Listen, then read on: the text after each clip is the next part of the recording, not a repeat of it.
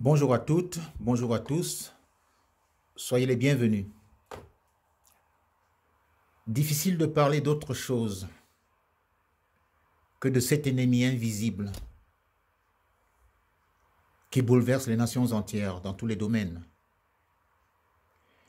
Ici, la vie sociale est au ralenti, beaucoup de commerces sont fermés.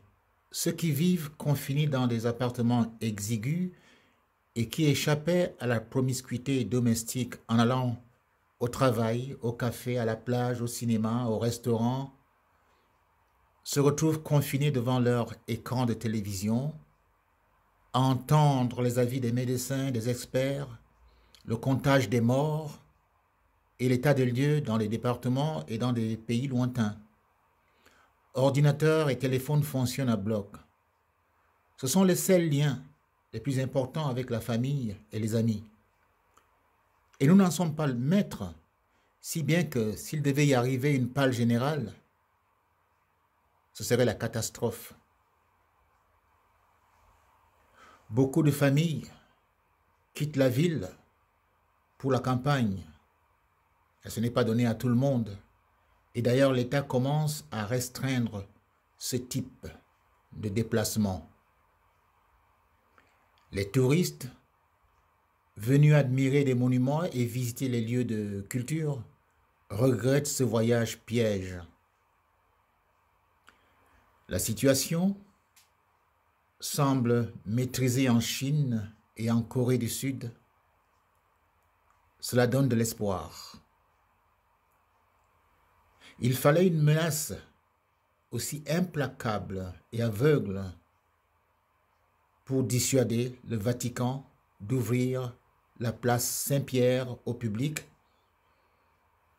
et l'Arabie saoudite de laisser les mosquées et la Kaaba ouvertes.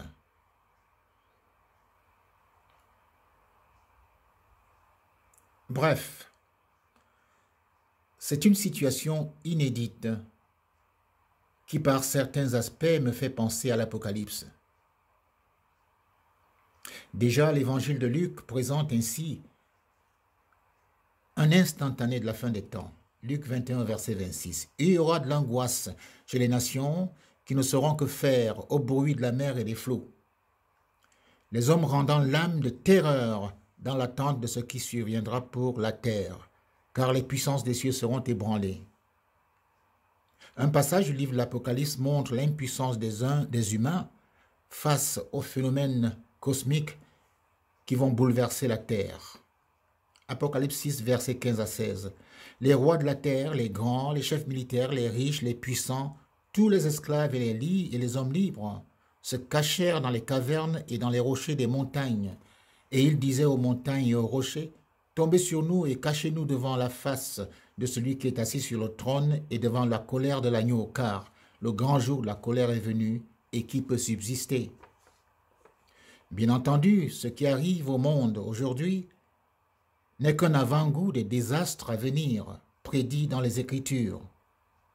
Je ne crois évidemment pas que ce soit déjà l'accomplissement de cette prophétie-là, mais c'en est véritablement un avant-goût qui apparaît comme un avertissement au peuple de la terre. Il faut changer de voie.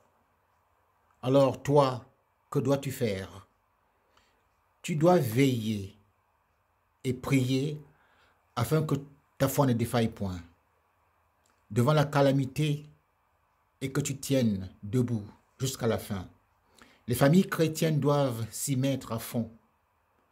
Ne récite pas les psaumes comme s'il s'agissait d'une formule magique qui sauve. L'état de ton cœur compte plus que les mots. La foi et la confiance et la crainte comptent plus que les mots. Et souviens-toi, l'ange de l'Éternel campe autour de ceux qui le craignent.